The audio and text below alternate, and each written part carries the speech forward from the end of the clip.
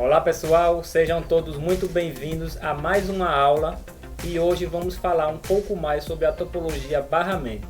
Estamos na aula 1.2 e se você não assistiu a aula anterior, vai lá na playlist e assiste a aula para você acompanhar o conteúdo. Hoje nós vamos falar sobre a história do barramento, sobre projetos atuais, como essa topologia está sendo utilizada e, para finalizar, falar um pouco mais sobre a vantagem e desvantagens. Então, se esse conteúdo lhe interessa, continua no vídeo e bora para a aula.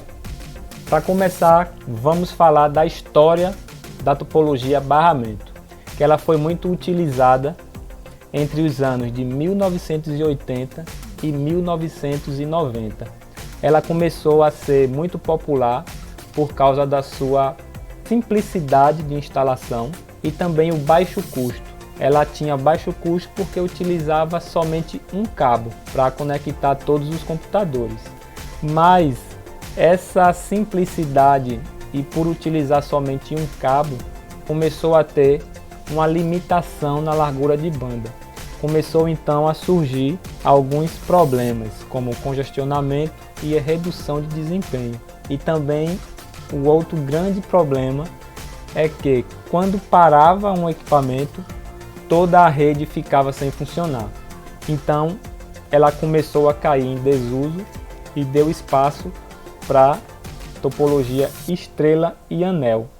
Mas nos dias atuais nós conseguimos reproduzir a mesma estrutura de barramento, mas utilizamos a fibra ótica através desse dispositivo que a gente chama de splitter desbalanceado.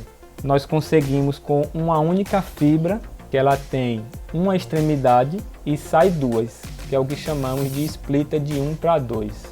Então ela consegue com uma única fibra criar uma rede nessa estrutura de barramento. Você já deve ter notado essas caixas, se você não é da área de telecom, você não é da área de internet, mas você já deve ter notado na sua rua essas caixas de atendimento. Então a rede de barramento você consegue criar essas caixinhas uma interligada na outra com o splitter. Então imaginem que aqui é a central de onde sai o sinal da internet do seu provedor.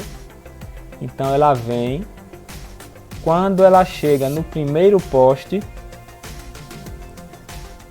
imagine que é essa caixa preta que você vê aí no poste na sua rua. Então dentro dessa caixinha tem um dispositivo desse, que chama de splitter. E dentro aqui da caixa entra uma fibra e sai duas. Uma fibra fica no poste e a outra extremidade, lembre que o splitter ele entra um e sai dois.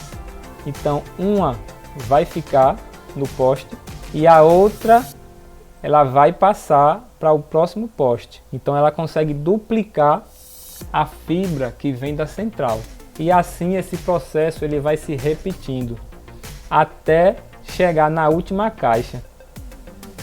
Então vocês conseguem perceber que a estrutura de barramento na época das redes de computadores não deu certo por causa das limitações.